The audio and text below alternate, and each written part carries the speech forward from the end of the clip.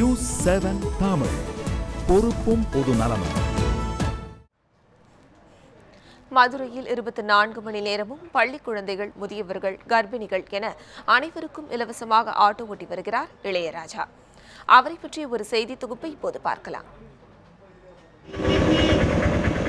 மதுரை நரிமேடு பகுதியைச் சேர்ந்தவர் இளையராஜா. 1 வருடங்களுக்கு மேலாக வாடகை ஆட்டோ ஓட்டி வருகிறார். எந்த நேரம் அழைத்தாலும் மறுக்காமல் செல்கிறார். ஏழ்மையான குடும்பத்தில் பிறந்தாலும் பிறருக்கு உதவ வேண்டும் என்ற எண்ணத்தினால் சிறு சிறு உதவிகளை பிறருக்கு செய்து வருகிறார்.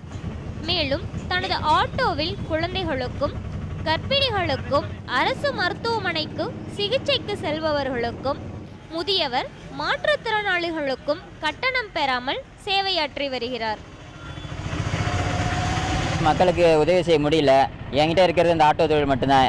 இந்த ஆட்டோ வச்சு மக்களுக்கு என்ன உதவி செய்யலாம்னு யோசித்தேன்.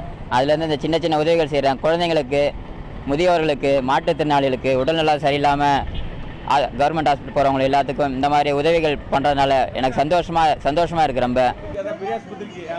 இது போன்ற உதவிகளை மேற்கொண்டு வரும் இளையராஜாவின் ஆட்டோவிற்கு அதிக அளவில் வாடிக்கையாளர்கள் வர ஆரம்பித்தனர்.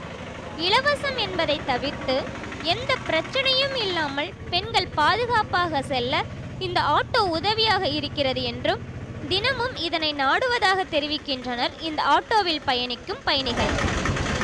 பந்தானாலும் மழையானாலும் எங்களுக்கு பாதுகாப்பாக கொண்டு போய் கூப்பிட்டு வந்து விட்டுறாங்க. எந்த பிரச்சனையும் இல்லை. இந்த ஆட்டோவில் நம்பி ஏறலாம் பெண்கள், ஒன்றும் பிரச்சனை இல்லை. இது சொன்ன மாதிரியே இந்த அண்ணன் நடந்துக்கிறாரு. இங்கே எழுதிப்பட்டிருக்க மாதிரியே எல்லாம் கூப்பிட்டு போகிறாரு. வயசானவங்களுக்கு, சின்ன குழந்தைங்களுக்கு எப்படி எல்லாம் போட்டிருக்காங்களோ அதே மாதிரி அவங்க நடந்துக்கிறாங்க.